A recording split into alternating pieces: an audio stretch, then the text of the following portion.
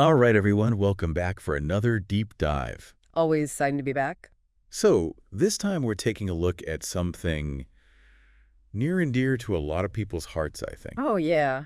Stranger Things. Yeah, definitely a cultural phenomenon. Big time. And, it's been run for a while. We're gearing up for a new season. And we've been looking at some recent discussions about the future of the show. Yeah, there's been a lot of buzz. There has. So we thought it was the perfect time for a deep dive.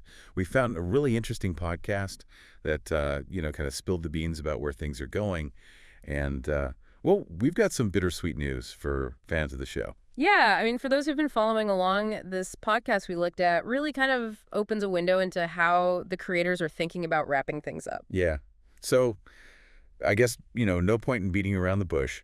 The big news is that Season 5 of Stranger Things is going to be the last. The final season, yeah. And this isn't just, speculation. This is coming straight from the Duffer Brothers themselves. They've confirmed it's the end of the line for 11 and the gang. Yeah, and they were really specific about it, too. I mean, they said no spinoffs, no revivals, this is it. Yeah, so I think for people who were, hoping for more Stranger Things after this next season, it might be a little bit of a tough pill to swallow. It's understandable, right? I mean, the show has captured so many imaginations, but, there's also something to be said for going out on a high note. Right. And before we dive too deep into what we can expect from the final season, we should probably do a quick recap for anyone who might not be fully up to speed. Yeah, good idea.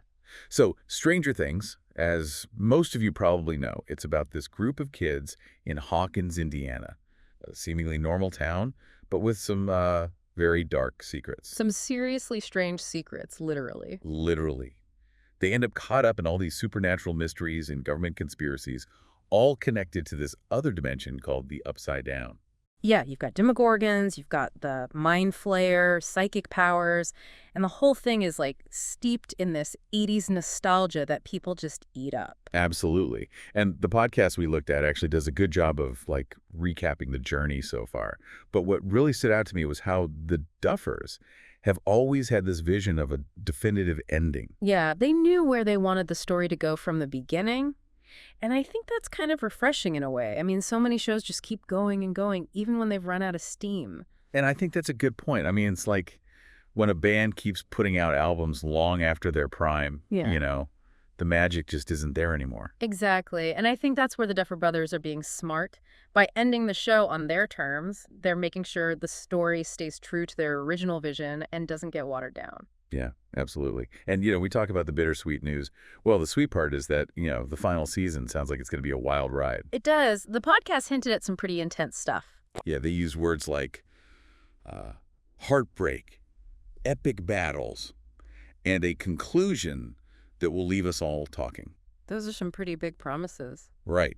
So, it makes you wonder, what kind of heartbreak are we talking about here? Yeah, is someone going to, bite the dust? Are we going to lose one of our favorite characters? And then those epic battles, right?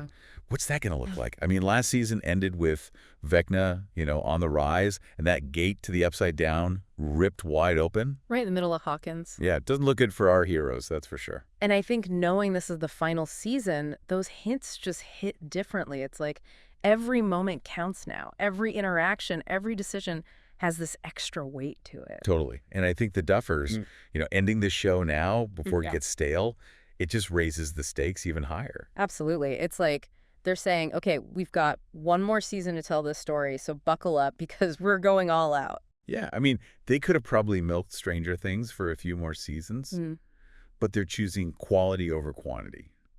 And I think that shows a lot of respect for the story and the fans. It does. They're not just trying to drag things out for the sake of it. They're giving us a complete, powerful story, even if it means saying goodbye. Yeah, well said. So to sum it all up, it looks like the Stranger Things journey is coming to a close.